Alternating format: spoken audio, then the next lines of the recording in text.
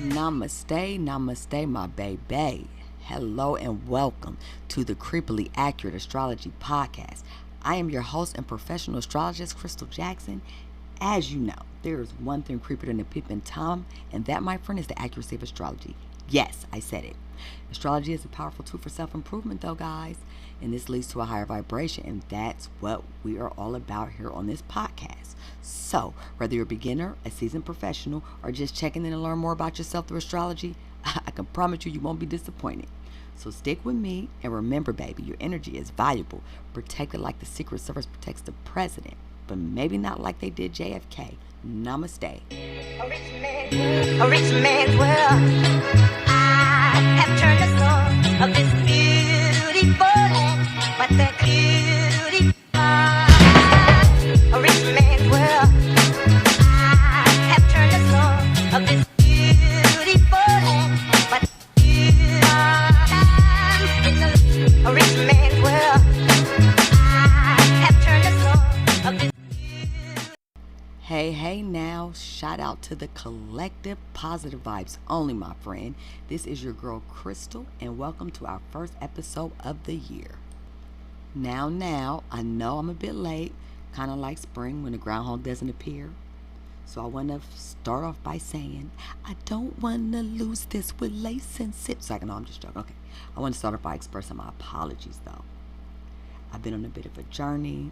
So let me tell you a little bit. I moved from North Carolina to Ohio, then back to North Carolina in just 6 months time frame. This was due to a family emergency. Now, see, I thought it was going to be a permanent move, but things worked out just fine. But did I mention that this all happened during the Mercury retrograde last year? Yeah, so if there's one lesson here, it's this. Don't make a permanent decision during retrograde. It's not a lie. It probably won't stick. So if you were around last year, we did leave off with the Sagittarius in our Zodiac series. So today we're going to dive into Capricorn, of course. And I'm going to continue this series through 2 Pisces. But baby, this year we are going to cover a lot more in astrology. Okay? And I promise you the accuracy of it all excites me. So thank y'all for joining me. Let's dive in. The first episode of the year is entitled Capricorn, the Ambitious Achiever. Yay! Clap, clap, clap, clap, clap. All right, my sweet dear collective, we are back like we never left. Am I right? And again, we're kicking off this season, this year, with the Capricorns. Shout out to my ambitious achievers. Shout out to my reserved, strong, serious friends. Much love from the Leo. All right, guys. So we're going to start this first session off with the symbolism and the mythology, the elements, the modalities, the planetary ruler, a little bit of characteristics, and the sign associated with this. That's the house that rules the sign. All right. So, as you could tell by the title, Capricorn, the ambitious achiever, very ambitious, hardworking, is the goal. So, the symbolism for Capricorn, the glyph thingy that you see when you look in a chart or something, is the sea goat. And it's combining the body of a goat and the tail of a fish. And what this does is it symbolizes ambitious, perseverance, and the ability to navigate through challenges. Okay? Now, the mythology of this. The Capricorn is associated with the myth of Almathea. Hopefully I pronounced that correctly, but I'm not Greek. Okay, if I was Greek, I could probably pronounce. No, I'm just joking. Okay, so the sea goat who nurtured infant Zeus in the Greek mythology. This connection represents resourcefulness and nurturing ambition, and it's also a story like he was a sea goat, and his kids were in the water, and they were really smart, and every time they went to land, they got really dumb, and he kept going there and trying to bring them back, and kept telling them what was going to happen. They kept going back. He's like, you know what? I'm done. I don't want to be here no more. They just sent him up to the constellations. Like, cool. He just never gave up. He finally did give up, but he just kept going at it. Okay, and let's talk about the elements, the modalities, and the characteristics and things. So, with the zodiac signs, they all have an element. It's 4 elements. Universal, worldwide. Fire, earth, water, air. Can't live without them. 12 zodiac signs. divided up into three per element. So this is going to be the earth. And even if you don't really know about zodiac elements and stuff, if you think of earth, air, water, and fire, and you think about Capricorn, I'm telling you, if I didn't know nothing about it, I would just know that Capricorn is an earth sign based off of earth. So this makes the element practical, reliable, reserved. Security is really important to this person. The modality is cardinal. Cardinals initiate. They start things. They like to start projects. They have leadership skills. The initiator of the zodiacs. And then the planetary ruler is nobody else but Saturn. And when I tell you, Saturn plays no games. So Saturn is a real it's a real complex planet. Some people love Saturn. Some people hate Saturn. Some people fear Saturn. Some people don't understand Saturn. Depends on how you look at it. So, but Saturn is hard work, ambitious, fears, obstructions, cold. You be cold for certain, hard work and determination. I'm gonna tell you that. But we ain't talking about the planets today, but just a little bit about Saturn. Back in the days, like onions ago, people worship Saturn.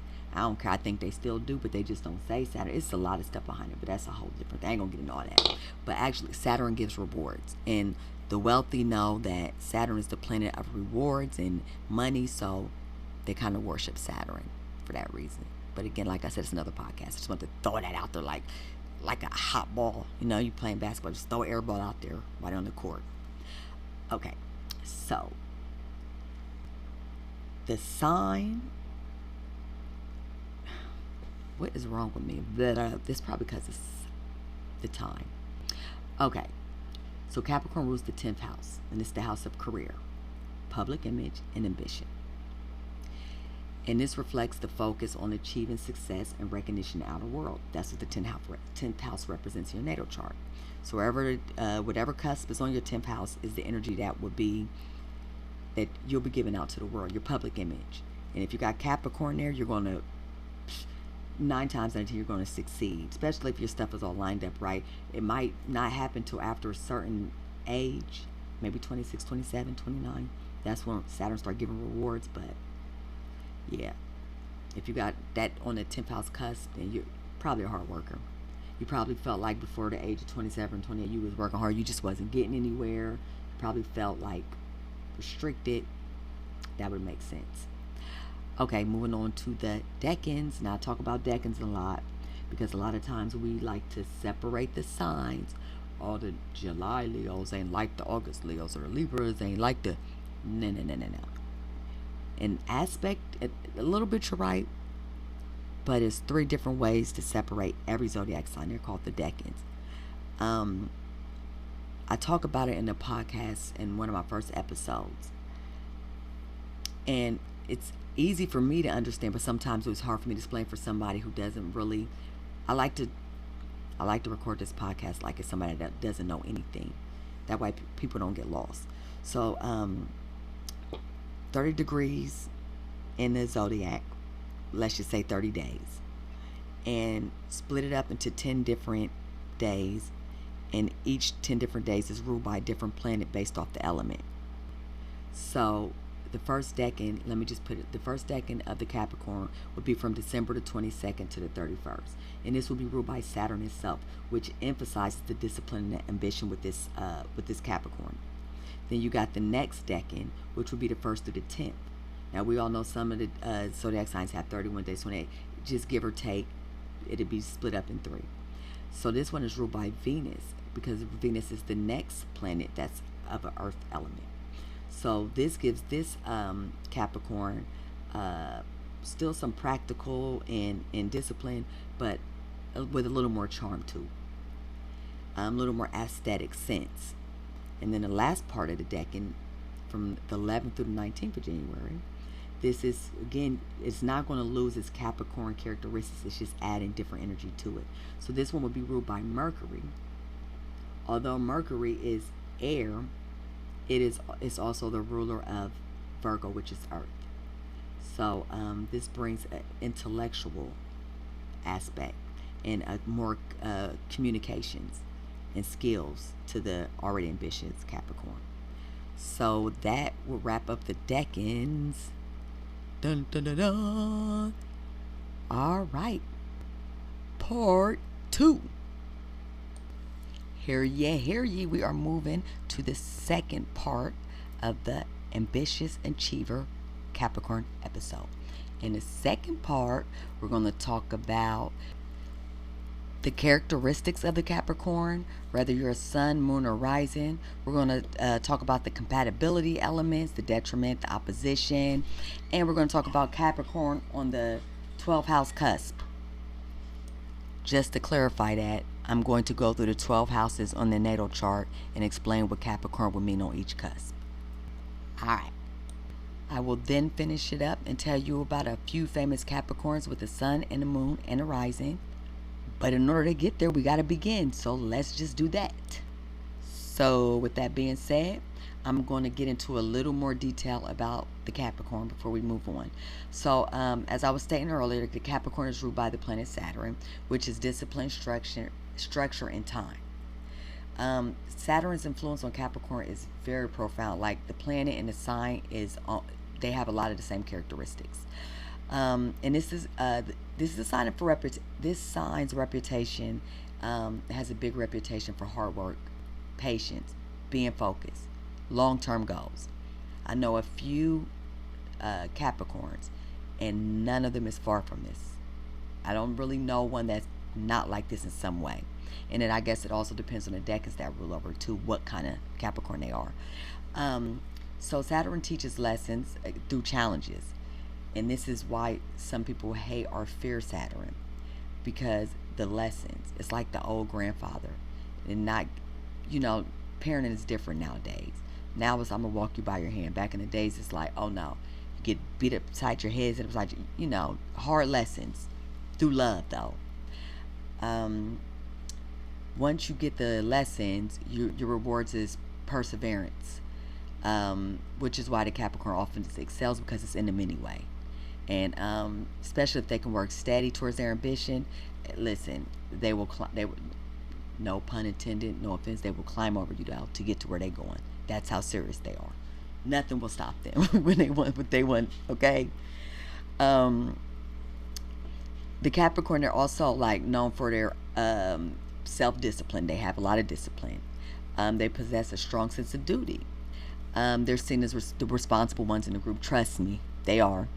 They're realistic, pragmatic. They prefer to focus on what things they can achieve through hard work rather than daydream. They're not big dreamers, which is why they don't like Saturn doesn't like being in certain signs either. It's funny. They do value tradition a lot, and they often have a deep respect for authority and established structures. And this is not always true, because some people had that Aquarius and Capricorn contradiction in them. They're both ruled by Saturn, but Aquarius is also ruled by Uranus. So it really has that contradiction in it. I know the rules, but I don't want to follow them. Because I do know some Capricorns that don't follow rules, but I don't know one Capricorn that's not ambitious about getting what they want to get. So now sometimes they can be perceived as too serious or even cold, and it's only because their goals and their responsibility, they prioritize that. So they just seem distant and unapproachable, but beneath that stoic exterior, that lies a deep and loyal and caring individual, and very protective of their loved ones. So if you happen to connect with a Capricorn, just be happy, because you got somebody in your corner for life. All right, so let's talk about so let's just simplify the Sun in Capricorn. Individuals with the Sun in Capricorn, they're driven, pragmatic, have a strong sense of responsibility, and they often become leaders in their field, driven by long-term goals and achievements. So the Capricorn characteristics doesn't change, but depending on Whether it's your sun, your moon, or your rising, it is going to affect you differently. So if your moon is in Capricorn, which means at the time of birth, your moon was in the sign Capricorn. Okay? You can be any sun sign out of the 12 zodiacs. That has nothing to do with your moon sign. The only thing that influences your moon sign is the time you were born.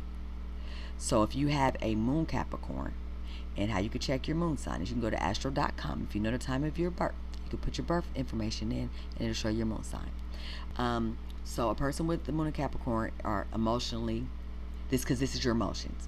So these individuals seek security and stability, and they might appear reserved or stoic, but they deeply ambitious inside, and they value tradition, structure, and their emotional lives.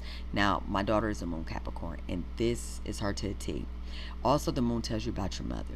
So, depending on if it's any heart aspects or not, the generalization of it is, if you have a moon Capricorn, you probably feel like your relationship with your mother, it doesn't mean this is who your mother is how you experienced your mother and what you did or didn't get from her.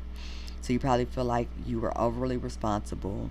You probably feel like your mom wasn't responsible enough. You probably feel like you took on a lot of things because your mom wasn't mature enough. You feel like you were overworked. You might feel like your mom was cold, distant. Like, Jesus, kind of think about the Capricorn characteristics, and you'll put that to what you did or what you didn't get from your mother. You might feel like she was working so hard, determined about like career, money, other people, that she wasn't focused on you enough. So it could be a variety of things. All right, and then we got the Capricorn as a rising sign. Now your rising sign is your ascendant sign. So this is the sun that was rising over top of your head at the time you were born. And this is unintentional. This is the mask that we put onto the world. This is how we want the world to see us, and this is how the world sees us. Different from your career house. This is just in general. Like, some, have you ever noticed you can be around somebody who's like maybe like a fire sign, but that's not how they appear, and you like, hold up, you were Aries, but they appear real sensitive. They could be like a Cancer rising or a Pisces rising. The rising sign is the person that you first meet, not their personality. It's the mask that it's how they want you, just how they cope with the world. So with the Capricorn rising, they project like a image of competence, seriousness, ambition. Their approach to life is like real strategic. They got a real strategic mindset, and they aim for long-term success. They need you to see them that way. They need to put this mask on because it's how they cope with the world and everybody else in it. All right, that's the simplified version of the sun in Capricorn, the moon in Capricorn, and the rising Capricorn. And again, the only way you're going to know your rising and your moon is if you put your information in, your time that you were born. Then it'll produce this big natal chart, and you'll see that you're so much more than just your sun zodiac sign. The zodiac sign you are means that the sun was in that sign at the time you were born. It could be in any house, but you'll start to see when you open up that natal chart that you got 12 zodiac signs all around that chart, and each one of them affect one part of your life in one way or the other. So you're every sign, baby. I hate to tell you this. The sign that you hate the most is in your life somewhere, and that's probably where you struggle at the most. Okay, moving on. I'm sorry. So I want to talk a little bit about compatibility, because this is why I say astrology is such a great tool for self-improvement, self-empowerment, personal development. It helps you deal with yourself, relationships, and this is just a small part of it, just this little piece right here. So a lot of times we're attracted to somebody and think, well, it's attracted to somebody maybe the way they look, or we could be attracted to them based off of their ascendant sign. We don't know. We ain't gonna get into all that. The compatibility of elements is so important, because some elements go with ease and some do not. So the element in a sign compatibility with Capricorn would be water. Capricorn is most compatible with water and earth, its own element. So that would be Taurus, Virgo, Scorpio, and Pisces, because they provide the grounded and emotional depth that a Capricorn needs. In order for the earth to grow and stuff, you need the water. The water and earth need each other. Now, on the other hand, fire scorches earth.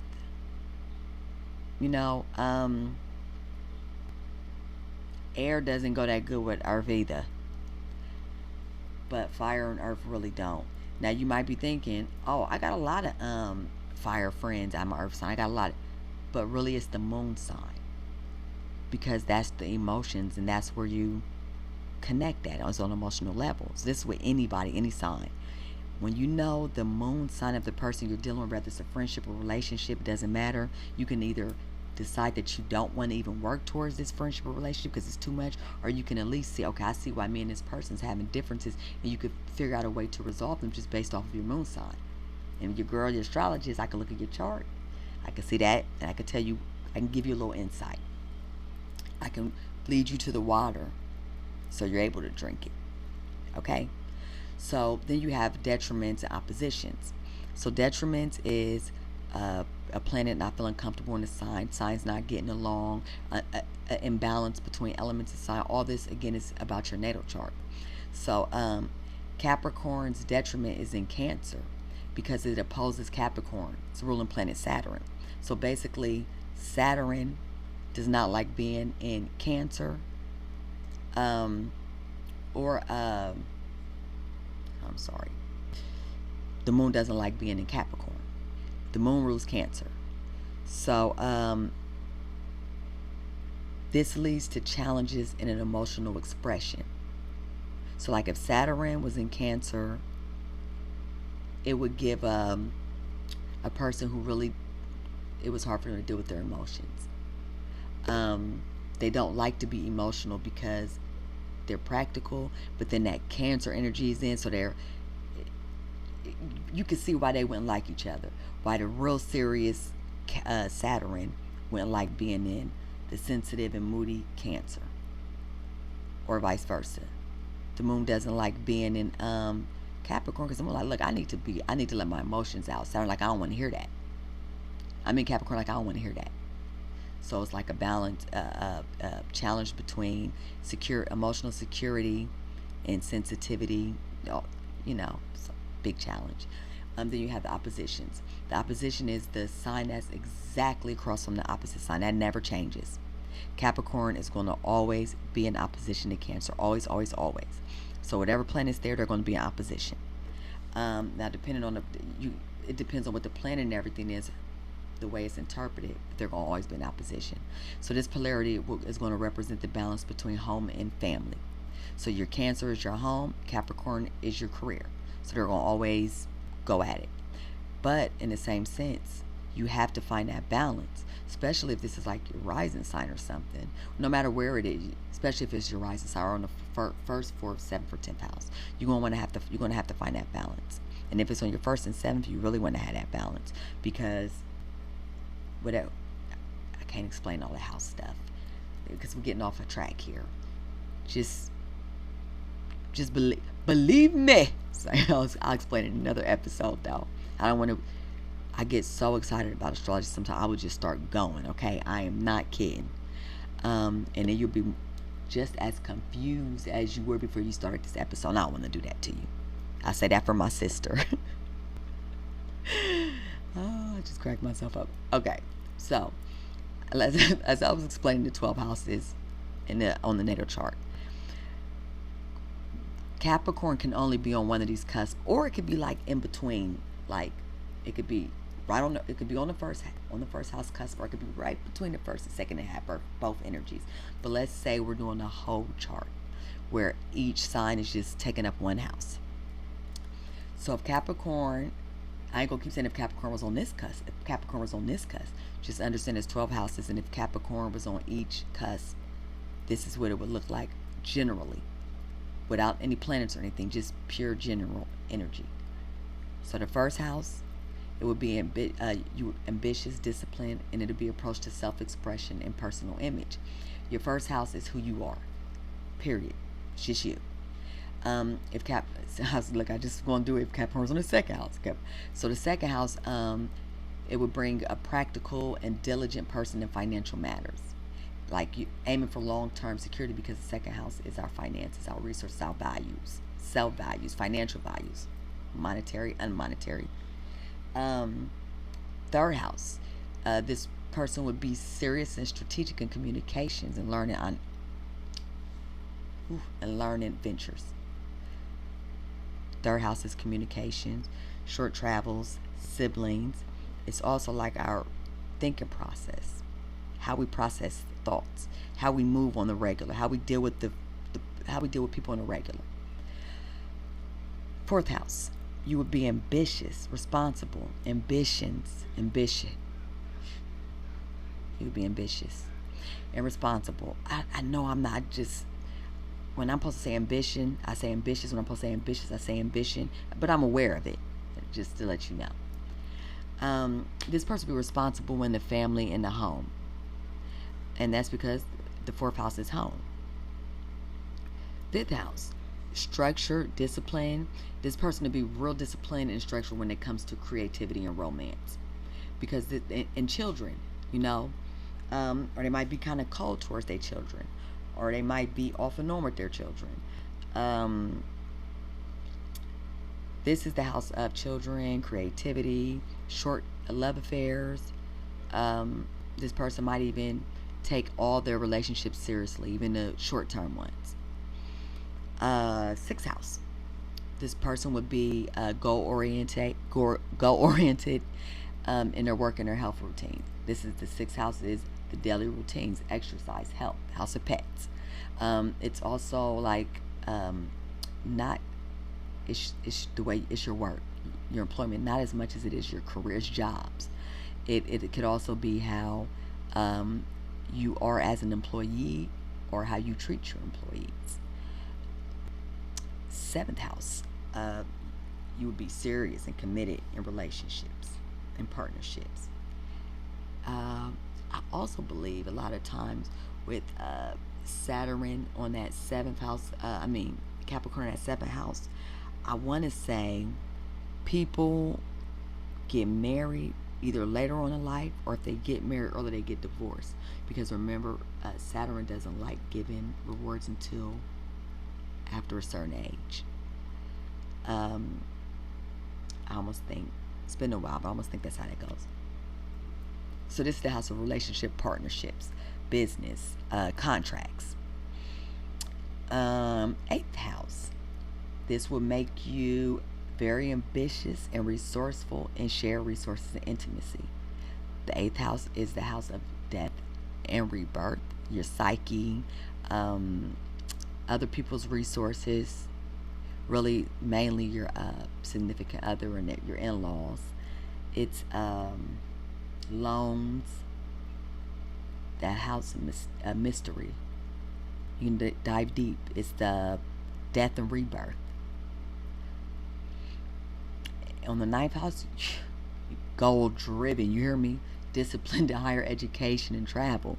That is the house of spirituality, higher learning, far travels, publishing. I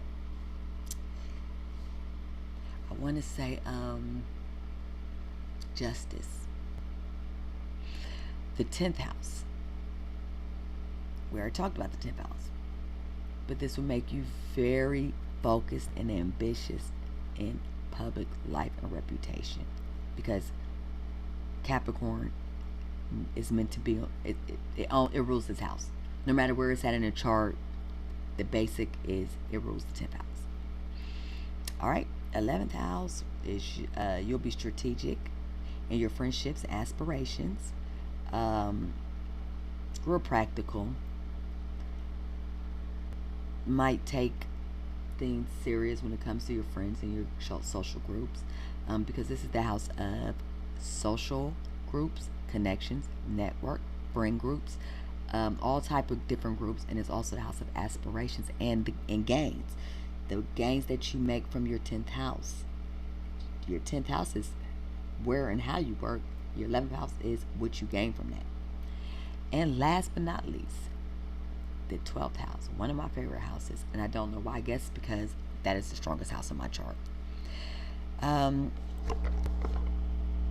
This will make an inner disciplined person, very responsible and very spiritual, and very, very connected and determined, about figuring out the subconscious mind and subconscious matter, because the 12th house is the house of the subconscious mind. It's the house of the unseen, the house of the other realm. It's the house of hidden, what do you call it? Hidden talents, losses, hidden enemies.